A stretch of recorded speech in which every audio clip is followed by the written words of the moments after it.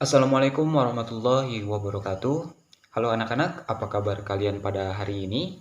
Mudah-mudahan kabar kalian baik-baik saja dan senantiasa diberikan kesehatan oleh Allah Subhanahu wa taala. Kembali lagi bertemu dengan saya, Pak Adam. Belajar agama menjadi lebih mudah.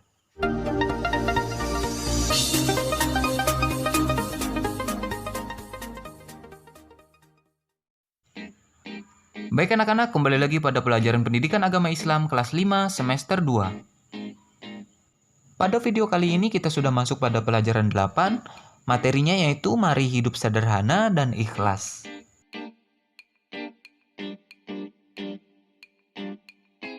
Anak-anak, silahkan kalian perhatikan gambar rumah di atas. Rumah itu terletak di pinggir pantai.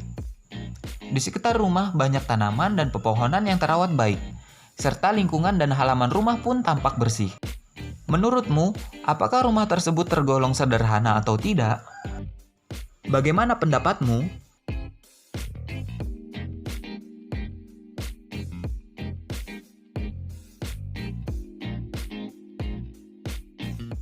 Allah Subhanahu wa taala berfirman dalam Quran surah Al-Furqan ayat 67 mengajarkan ciri-ciri orang hidup sederhana. A'udzu billahi minasyaitonir rajim. Walladzina idza anfaqu lam yusrifu wa lam yaqturu wa kana baina dzalika qawama. Yang artinya, dan termasuk hamba-hamba Tuhan yang Maha Pengasih, orang-orang yang apabila membelanjakan harta, mereka tidak berlebihan dan tidak pula kikir. Di antara keduanya secara wajar. Al-Quran Surah Al-Furqan ayat 67. Menurut Al-Quran, hidup sederhana itu adalah di antara berlebihan dan kikir. Berlebihan artinya tidak wajar atau aneh-aneh, sedangkan kikir artinya terlampau hemat atau disebut juga pelit. Dalam menggunakan uang jajan dianjurkan agar tidak berlebihan dan tidak pula kikir. Hidup sederhana bukan berarti harus miskin atau tidak punya apa-apa. Meskipun Nabi Muhammad SAW seorang rasul dan pemimpin yang memiliki pengaruh dan kekuasaan, namun ia selalu hidup sederhana dan menghindari hidup mewah dan boros.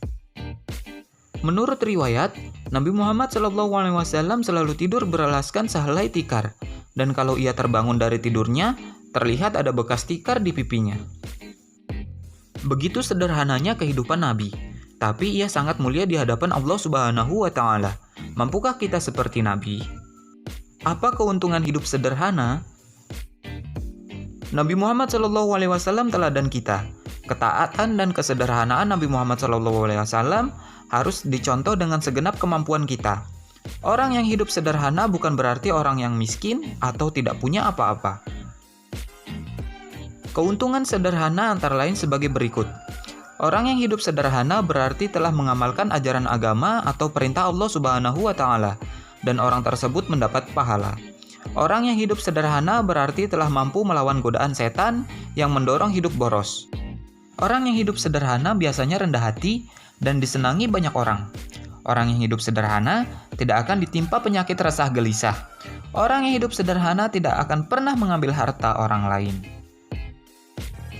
Anak-anak, Allah berfirman dalam Quran surah Al-Isra ayat 27 berikut ini. A'udzu billahi minasyaitonir rajim. Innal mubadzirina kanu ikhwana syayatin. Wa kana syaitanu lirabbih kafura. Yang artinya, sesungguhnya pemboros-pemboros itu adalah saudara-saudara setan, dan setan itu adalah sangat ingkar kepada Tuhannya. Quran surat Al-Isra ayat 27. Menurut ayat 27 surat Al-Isra tersebut, pemboros adalah saudara setan, sedangkan setan sangat ingkar kepada Allah Subhanahu wa taala. Berarti orang yang suka boros adalah orang yang ingkar kepada Allah Subhanahu wa taala. Ingkar sendiri artinya tidak menuruti perintah Allah Subhanahu wa taala. Kita harus bisa hidup sederhana. Semua orang bisa hidup sederhana, tergantung pada kemauannya. Mulailah dengan niat yang ikhlas untuk hidup sederhana, karena hidup sederhana adalah perintah Allah Subhanahu wa taala. Mulailah dengan membiasakan makan minum sederhana tidak berlebihan. Menggunakan uang jajan secukupnya, sesuai kebutuhan pokok saja. Membeli pakaian tidak terlalu mengikuti model. Demikian seterusnya. Kalau hidup sederhana tidak dimulai dari sekarang, maka sikap boros itu pun akan terus berlanjut sampai hari tua. Bahayanya, Kalau sikap boros itu suatu ketika tidak dapat terpenuhi, maka timbullah berbagai macam permasalahan, seperti gelisah, marah, mengambil barang orang lain, dan menghalalkan segala cara.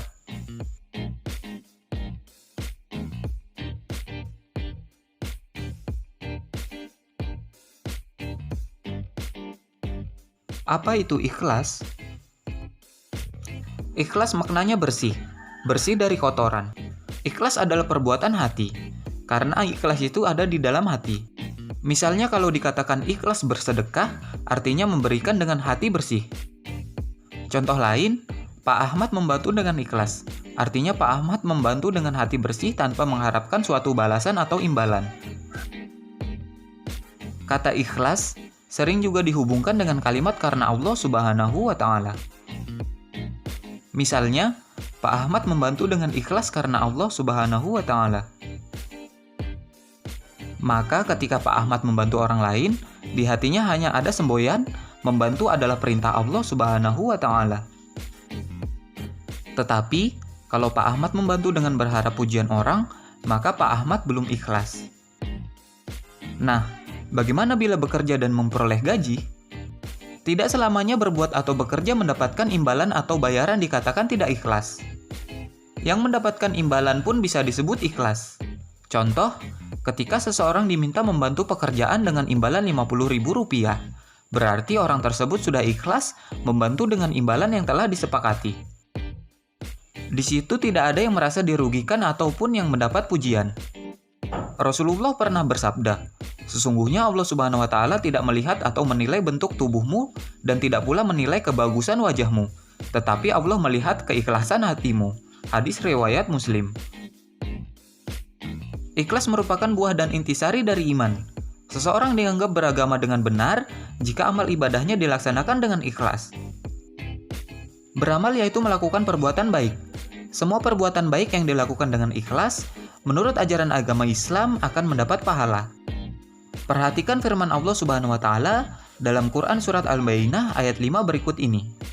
A'udzubillahi minasyaitonirrajim. Wa ma umiru illa liya'budullaha mukhlishina lahud-din hunafa wa yuqimus salata wa yu'tuz zakata wa dzalika dinul qayyimah.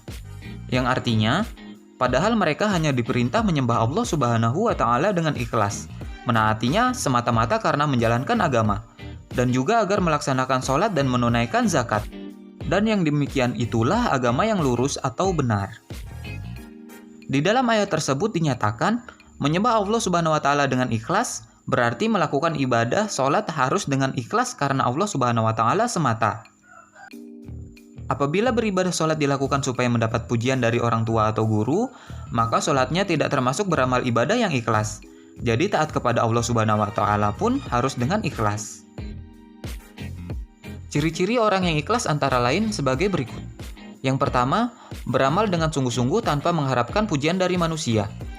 Pujian bukan harapan kita meskipun ada orang yang memuji. Yang kedua, beramal dengan tekun dan rajin semata-mata karena tindakan itu adalah perintah Allah Subhanahu wa Ta'ala. Tentu ada yang memuji, tetapi pujian bukan tujuan. Yang ketiga, tidak memamerkan dan menceritakan amalnya kepada orang lain.